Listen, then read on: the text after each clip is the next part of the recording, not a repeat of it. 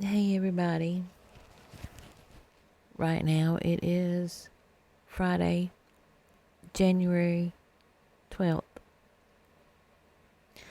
And I want to apologize for not doing a video so far this month, this year. But as you can see, my husband ended up going to the hospital and get admitted on the 3rd of January, and he was there until the 6th. And it was because of metastatic cancer to the brain. They told me that it had, when he first got diagnosed, there was only one lesion on the left side of his brain, and it had stayed stable until the last MRI he had in October. At that point it was still stable, and only one on that MRI. But before Thanksgiving he started having some issues. He was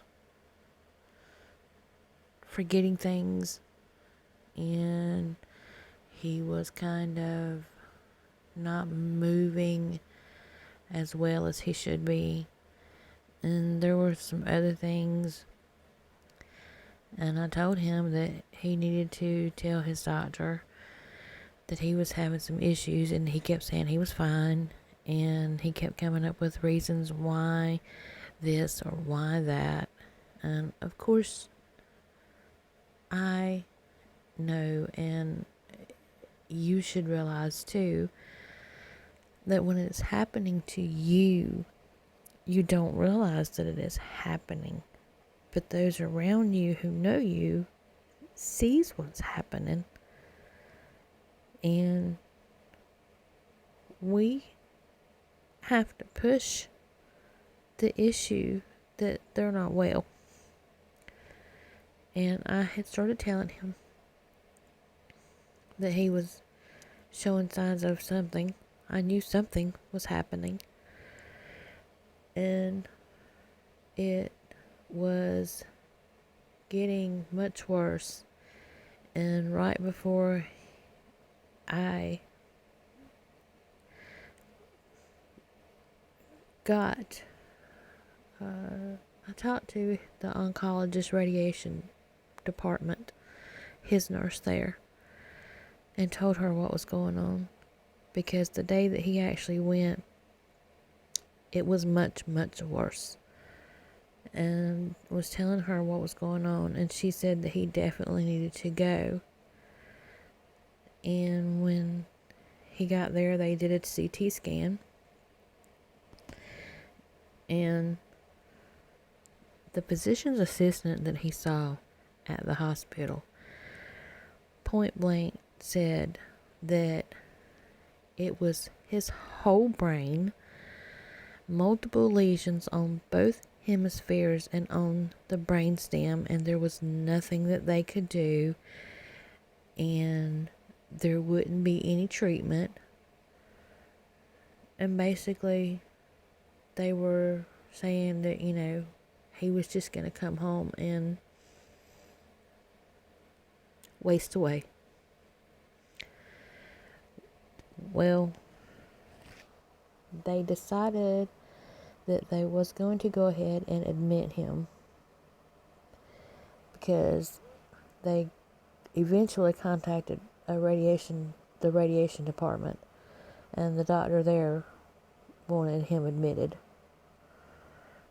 And this visit was really bad, because the actual hospital doctors, starting with the physician's assistant that he saw in the ER, up until the floor doctor on the floor that he was on, was basically telling him there was no hope. and they set him up with a palliative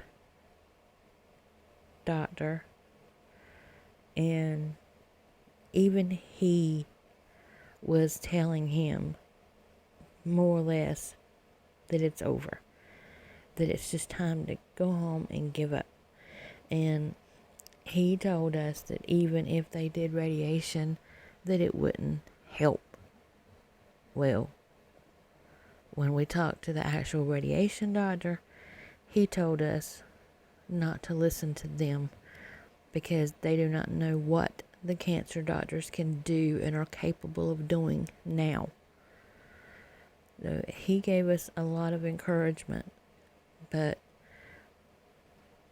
when you get an uncompassionate team of doctors telling you the things that we were told, it is so discouraging. I'm going to tell you now, when you have doctors, especially palliative care doctors, telling you that it's over. My husband did not take that well at all. But anyway, while he was there,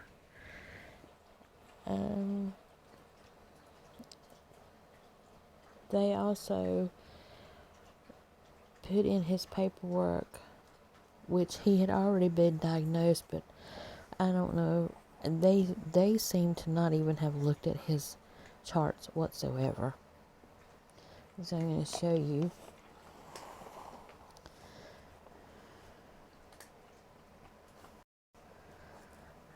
They basically have the brain tumor as the primary, but it's not. It is, the lung cancer is the primary, but I'm assuming that this is because of all the changes that they had done.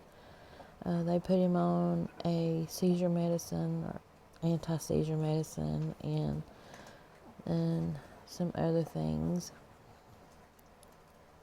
And then they also diagnosed him. Right there it says, you have been diagnosed with heart failure during your hospitalization. Well, he had already been diagnosed with heart failure. I want to say maybe around September, maybe August, but it's been a few months ago. That much I know. So we already knew that he had heart failure, and they haven't done anything different other than changed his blood pressure medicine. They've not put him on anything for the condition. And then, of course, they give the care sheet on malignant brain tumor, saying that it's primary and that it is a tumor that starts in the brain, or that begins in the brain. Well, that is not where his started. His is from the lung cancer that had metastasized to his liver, lymph nodes, bones, and to his brain. But it doesn't matter. The outcome's still the same, and the treatment is basically the same. And before this hospital stay, he was only on 2 basic medications, and it was just for high blood pressure. And he was taking vitamin D because of it metastasizing to his bones. That was a preventative measure that they wanted him to do, along with the Xgeva that they give him once a month. And this is the reason why I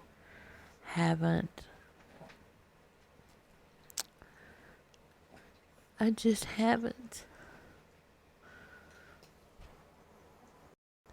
been able to get in the mind frame of being collected enough to put a video together. I want to. There's things that I want to do, and I just got another bargain bead box bag in yesterday, and the way I am currently in the state of mind is nobody cares if I put that video up anyway. It's not like I get a lot of people watching that. But if you would like for me to do it, leave me a comment below, and I will try my best to get that video out Saturday, which is the 13th, tomorrow. But this is his January schedule.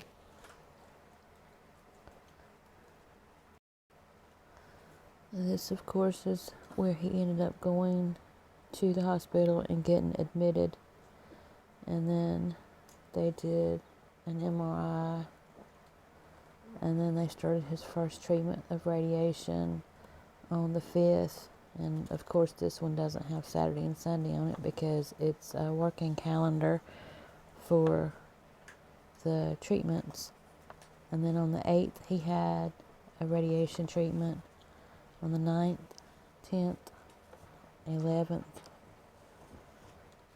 12th, which was today, and then he will have another one on the 15th, and he will see them again on the 16th, and he has to go see, this is the cardiologist who is supposed to be doing his heart stuff. And then on the 17th, another radiation treatment. On the 18th, another radiation treatment. And then he has to see his primary doctor on the 22nd. And then this is the other cancer doctors. And then he has to go in for his infusion. And then on 25th, we have a in-home visit with the palliative care team. They are going to set him up with that. So, because of the reason he ended up at the hospital, he's not allowed to drive right now.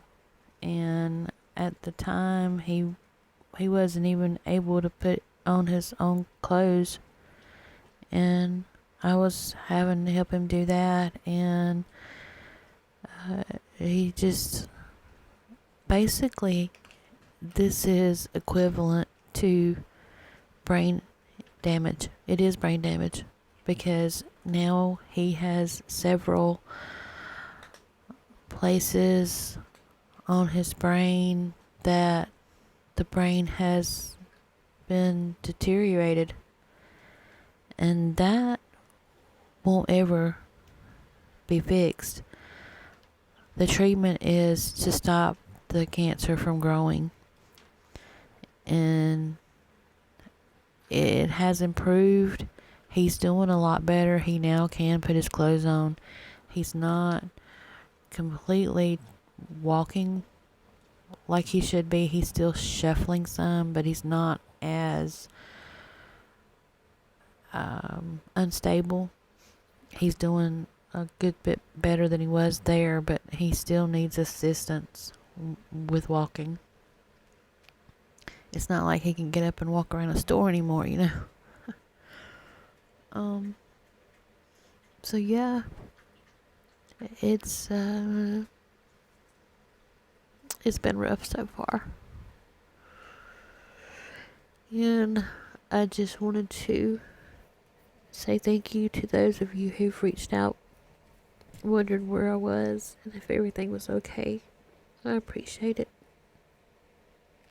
But no, it's not okay. I'm not okay. But it is what it is, and it can't be changed. All we can do is just continue through this journey.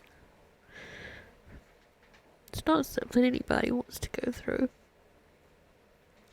But anyway, thank you for watching.